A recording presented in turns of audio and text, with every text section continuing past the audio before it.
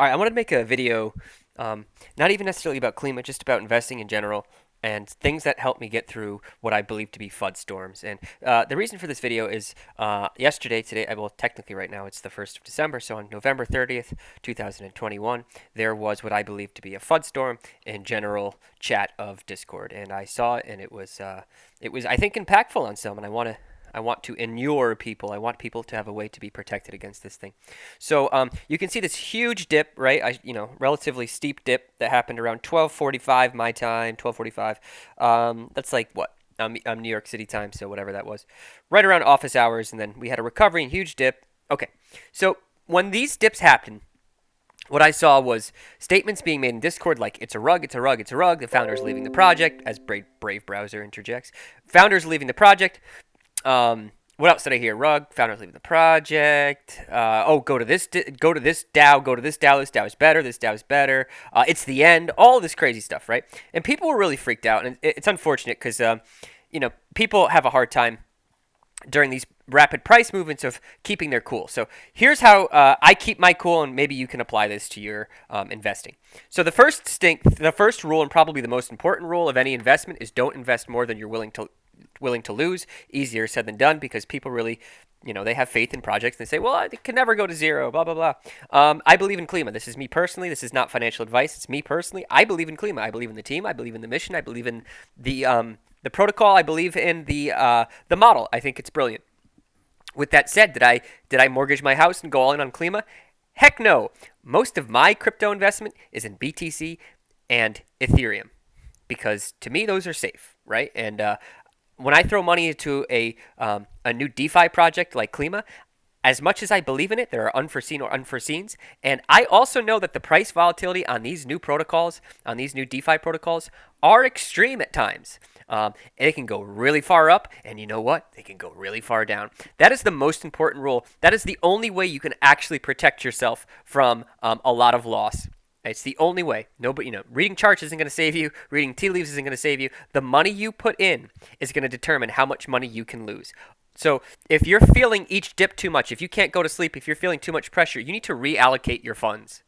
And you need to get out of your position. You need to scale out to some degree so that you can have some peace of mind. There are things more important than worrying about your investments all day. That is not healthy. And it probably means that you're in too far. All right. Rule number 2 is don't listen to random people in Discord.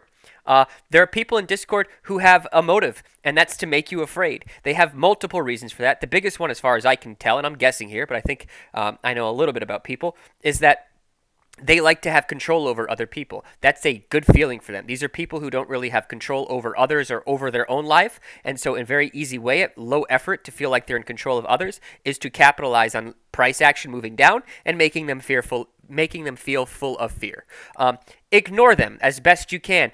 Turn off Discord. Go for a run. Go for a walk. I don't know, man. Play Yahtzee. All right. And the last thing that I'll say, and I'll put a link to this, is go back to the data and look at what you believe are fundamental objective markers of health. So for me, on this protocol, here's what I'm looking at. Market cap's a good one. It does dip. It goes with the price. Staked versus not staked, we're still at, 93% staked. That means that a lot of people are still hodling. I look at the amount of carbon in the protocol, naked carbon. I look at the liquidity pools, and they keep increasing. I look at the backing, RFV, risk-free value, in terms of BCT and in price. These have both been steadily increasing over the time of the protocol. That's right here and right here. What else do we got? I look at liquidity, how much protocol owned liquidity. These are both good. Oh, I look at LP fees. Hey, the Treasury has taken in $8 million, by the way, guys. We just broke $8 million, even during all that FUD, all that price action. I look at liquidity to market cap ratio. This is an important metric. If it goes high, that's good. Anything over 10% is good. 15% is great. And the thing I really look at is Klima hodlers, holders over time. We're up to almost 56,000. As long as people believe, they keep holding, they keep their wallets going, That's all you can ask. Every day in this DeFi space, every day a protocol survives is a mini victory. And you just hope we keep building and building and building. It's the nature of DeFi, it's the nature of crypto that things go up and things go down. And if you zoom out to the 3 month, you can see that while we have been on the decline, we have been on the decline from a very, very high price. I mean, the price tripled in no time at all. And in my opinion, we're coming back down to healthier levels. Just in general, if you can't handle price swings and price volatility on new DeFi projects, with all due respect, this might not be your bag, man. There are more stable assets if you want to play that game. But when you get into a project that's new, in a new space, emerging markets, like this is the game you're playing. You're playing the high volatility game. Here's me personally. You guys do what you want. I'm sticking around. I have an investment plan for this project unless I see some really bad fundamental changes in the project, which I will let you know. I mean, and by that I mean like if I get word that there's a rugging down the road, and there's not. There's not no inkling of that. But if I ever did, I mean, I would obviously say something to you guys. I'm not going to let that happen. But barring something crazy and obvious that we're going to be doomed somewhere down the road, I'm holding this thing, man. I believe in the team. I believe in the mission. I believe in the project. I have, in my mind, this can help you too, come up with a plan before you invest. I have a 4-year plan. I'm not touching this thing. I'm not taking profits for 4 years. Or a certain amount. I'm not going to say that amount because I don't want to give away how much I'm holding. And that's it. So limit your exposure to a comfortable level. Ignore the randos in Discord.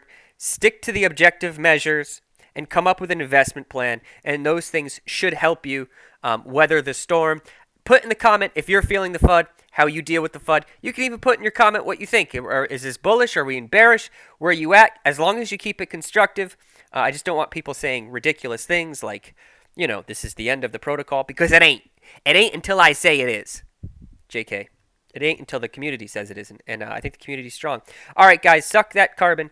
Klima forever. Business Pepe. Let's go. Peace.